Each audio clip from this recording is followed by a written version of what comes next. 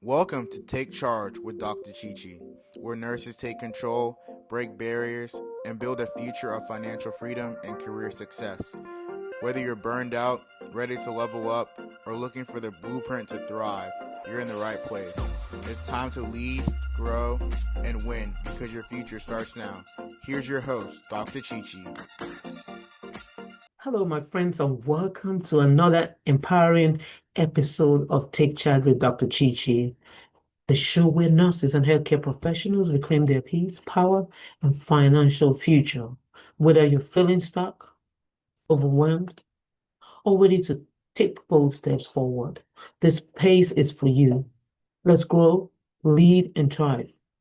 So like, share, and subscribe to Take Charge with Dr. Chichi so you'll be notified when future episodes are released. So the topic or the title for this episode will be When Racism, Bias, and Bullying Lead to Burnout. Reclaiming your worth and taking charge again. I've talked to some nurses and most of them, or some of them told me that it wasn't the work itself that led to their burnout, but what led to their burnout was the subtle racism and bias and bullying they felt at work. So they wanted me to talk about it. So I have the honor of um, discussing this so that anyone out there that is having the same experience will know how to handle it. So today we're going to talk about something many of us face but seldom address. So how racism, bias, and workplace bullying can lead to burnout, leaving you questioning your worth, competency, and purpose. I've personally experienced that, and I know how it was for me, that I even had to go to the hospital for an admission because of the stress I was feeling going to work. I want you to hear this. Your what was never up for debate. You were fearfully and wonderfully made. So grab a cup of tea, take a deep breath, and let's charge. Let's take charge together. Let's take charge together. So the invisible weight of racism or bullying. Bias and bullying often show up as subtle exclusions, dismissive tones, and misaggressions. This constant small cost cause emotional fatigue and self-doubt. You begin to self-doubt yourself. So when excellence goes unrecognized, you start believing maybe you're the problem, but you're not. So there was a season in my career when I felt invisible despite giving my best. That silent pain made me question everything until I realized the problem wasn't my capability, it was their limited lens. Racism and bias thrive in silence. When no one speaks up, the environment normalizes injustice, and the affected individual carries invisible trauma. The cycle repeats, diminished voice, internalized doubt, and emotional depletion. So, one thing that you need to know is when you spend too long proving your worth to people who refuse to see it, you eventually forget how valuable you already are. So, when bias leads to burnout, let's talk about this. So, this form of burnout is identity based. It's not caused by overwork, but by overcompensation. So when you continuously overperform to counter other biases, you experience what I call validation fatigue. Validation fatigue. So you push harder, push to prove yourself often without acknowledgement until you collapse under emotional weight. You start feeling unseen, unworthy, and disconnected from your purpose. Your joy fades. No longer, you don't have that joy anymore. And your productivity shrinks, and your passion turns into pure survival, you know. So This is the burnout that doesn't come from doing too much, but from fighting too hard just to be seen. So the reflection prompt that I want to give you guys today is, have you ever replayed a conversation wondering if you were too loud, too soft, too assertive, or too quiet? Just to fit in. That's the emotional toll of bias. Let's talk about the signs of identity bias burnout. Now, the signs include shrinking your voice to stay safe, over explaining your worth, avoiding opportunities to prevent criticism, or questioning whether you truly belong. This burnout doesn't just affect your career, it touches your mental health, your relationships, or even your faith. So ask yourself, where have I allowed someone's bias to make me doubt my brilliance? Awareness is the first step to healing.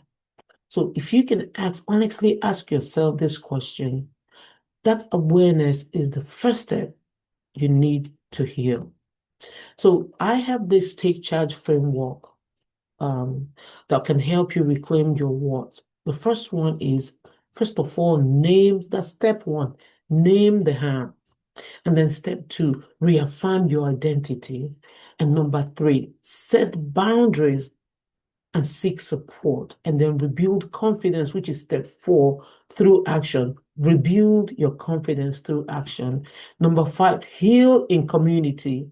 Number six, pursue purpose over proving. So let's talk about these steps in detail. The first step is name the harm. First of all, identify it clearly.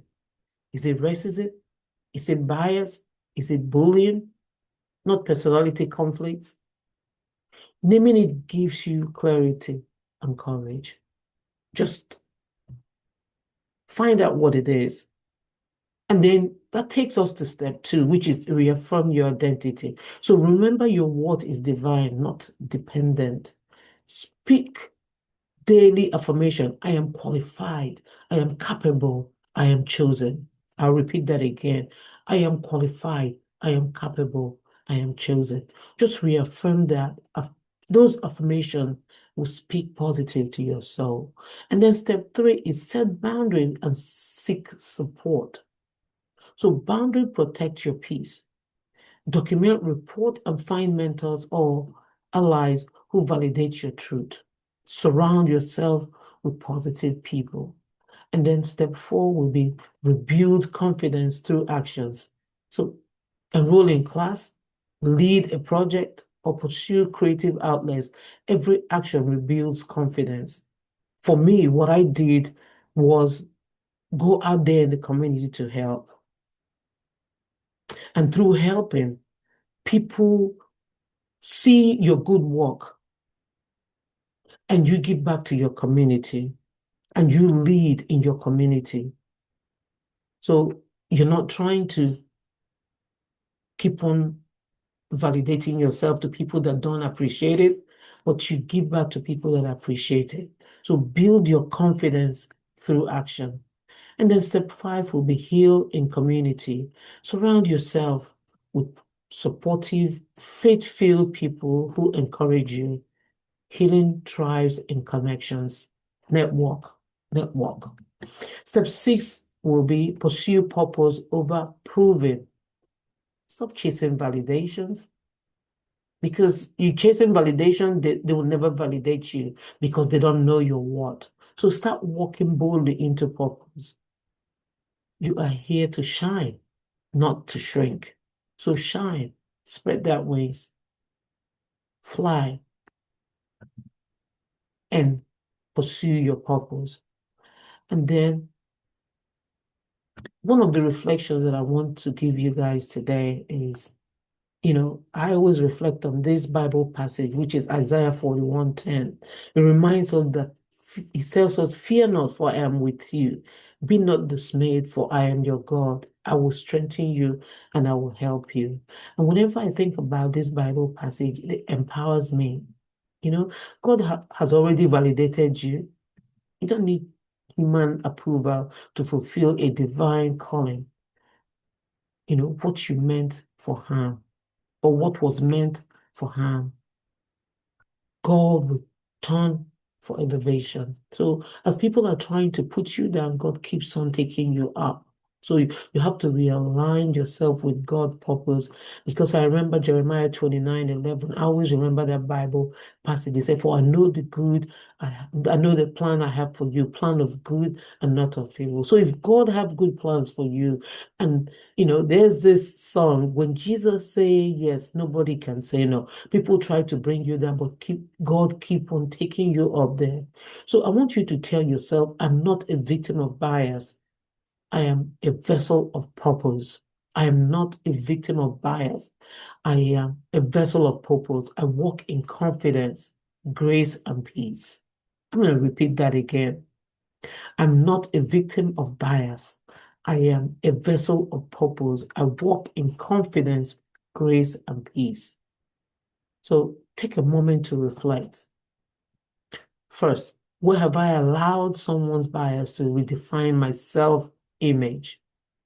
Number two, what parts of me have I deemed just to fit in? Don't let anybody dim your light. What boundaries do I need to restore my peace? So write these thoughts down. Just write it down and pray over them. You were not created to shrink. You were created to shine. You're created to shine. And because our finances sometimes might be what is keeping us in an environment that is burning us out. So burnout, like I said, often has a financial dimension to it. Many remain in toxic environments out of financial dependency or fear of losing stability. So ask yourself, what financial step can I take to create freedom and options? Let me repeat that again. What financial steps can I take to create freedom and options? Am I budgeting? Am I saving? Investing to support peace instead of pressure? So financial empowerment is emotional freedom. You want to be free. So taking charge of your finances means taking charge of your life. So if today's episode spoke to your heart, share it with someone who's felt unseen, undervalued, or burnt out. So subscribe to Take Charge with Dr. Chichi on YouTube, and then join our YouTube community. Follow us at Take Charge with Dr. Chichi on Instagram for weekly inspirations.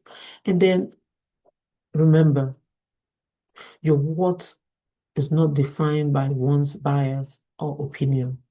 You are powerful, capable, and divinely equipped for greatness. Keep shining, keep thriving, keep taking charge of your life, your peace, and your purpose. Remember, you too can take charge of your health, your career, and your future. Your setbacks do not define you. With courage and vision, you take charge of your health, your career, and your future. Burnout is not your identity. You are not alone. You are created for more peace, more purpose, and more power. You have the power to rewrite your story. Don't settle. Take charge because your future starts now. Your well-being matters. Your purpose is too valuable to burn out. Until next time, take charge and bye. Take Charge with Dr. Chichi is a brand of Sparkling Star Development Strategies LLC. The information provided is for educational purposes only and does not constitute financial, legal, or medical advice. Financial services are offered independently by Dr. Chichi in accordance with applicable licensing and regulatory standards. Thank you for watching.